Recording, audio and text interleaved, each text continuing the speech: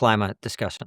The other thing is you've got to, the situation where you literally have tens and maybe even hundreds of thousands of young people now completely on the scrap heap, no chance of ever getting into employment because they have anxiety or they have depression. When I remember being 20, going to get a job as a student to the student employment office and sweating buckets because I was so anxious. It was a weird experience I'd never been through. I'm sure, I know your background. You've had times when you were scrapping and scraping and you would have been depressed or anxious and all sorts of things.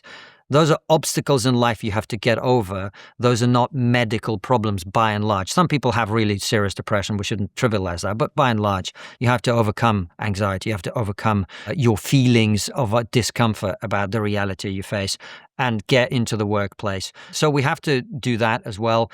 For the reasons that we talked about earlier, I think one of the most important policies to pursue is to make sure that there are no benefits of any kind for foreign nationals. That will create a system where rather than doing terrible optics like the ICE, rounding people up and trying to get them out of the country, people will just leave. The people who shouldn't be here, who are not contributing, will leave of their own volition. Is that really what will happen? Yeah. Or is crime not a consequence of desperation? Crime? I'm not talking about crime. I'm talking about if you are a foreign national and you live in social housing and you receive benefits, I don't understand why you're here.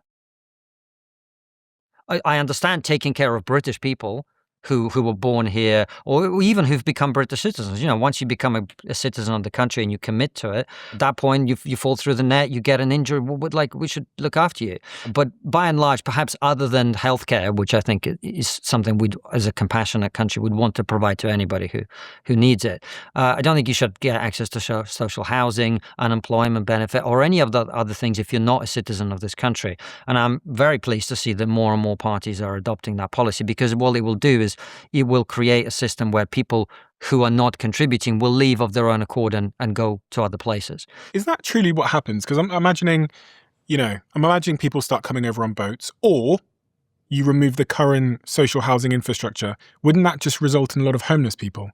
That creates another problem. No, because I'm not talking about illegal immigrants. Illegal immigrants apply for asylum and there's a different process for that. I'm talking about people who are here legally, who have settled status here or who have a visa to be here or whatever. So they shouldn't get social housing? They shouldn't get any benefit. So what if you removed that today? They will leave. How?